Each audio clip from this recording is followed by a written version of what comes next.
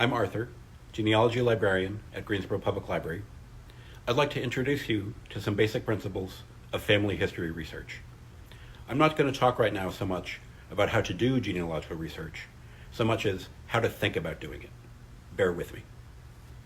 Genealogy is a big and complex topic. The records and sources that we use to identify family and ancestors come in a great variety. The factors feeding into that variety largely have to do with changes in record keeping across different time periods and in different nations, states, and counties. Furthermore, every family is different. Where and when the events of their lives took place, the timing and destination of family migrations, whether an individual did or didn't own land, did or didn't marry, and many other factors dictate what records may have been produced. Consequently, the best way to research any given family will be unique to that family. In a certain sense, your research will be a mirror of the movements and activities of the specific people you're researching. So, where to begin? Since I'm a generalist and reference librarian at heart, I like to begin with organizing principles, basic ways of thinking about genealogical research as a process to give you a general sense of the overall structure within which you're likely to be working. The biggest variables that will determine how you do your research have to do with time and place. That is, the whens and wheres of the events of your ancestors' lives. If I had to choose just one piece of starting information about an individual, without hesitation, I would choose to know the where, the county or counties they lived in. There are other things I'd love to know: time period, religion, ethnicity. Those are all handy in pointing the way forward. But if I only got one, I'd pick the county, because knowing the county an individual lived in is the primary key to access the real bread and butter of genealogical research, which are county-level records. Moreover, the reason that knowing the county matters so much is that, even with the modern internet in the 21st century, many county records are not online, and some of those that are online are not pulled together in big collective databases. It very much remains true today that if you don't know what county to look in, you may not realistically expect to be able to find deeds, wills, marriage records, and other records that are typically produced by a county-level government body, what we often refer to as the courthouse, even though courthouse can actually mean a couple different things in practice.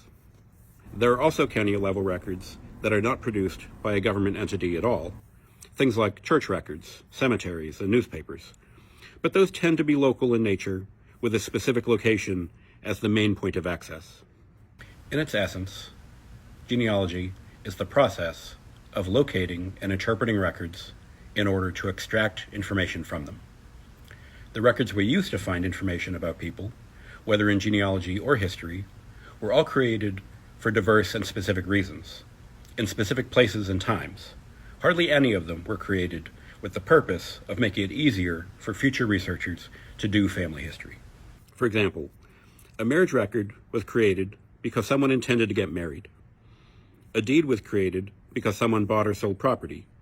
That's obvious, but it's also incredibly important, because it means that your ancestors will only appear in the records that are recorded.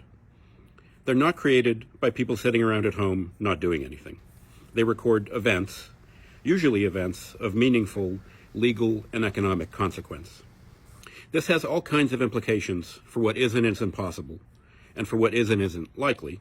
For example, children are less likely to appear on many kinds of records because children are not typically parties to contractual agreements, like marriage and land ownership. The point is, genealogical research should really start with learning about what records were created in the times and places your ancestors lived, and then looking in those records for any ancestors who might logically have appeared in them.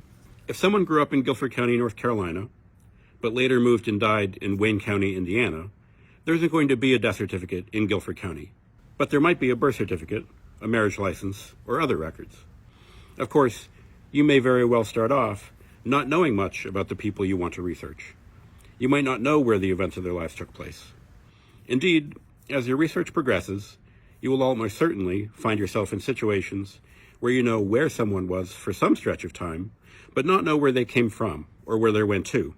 That is to say, a migration event, the movement of an individual or family group from one place to another.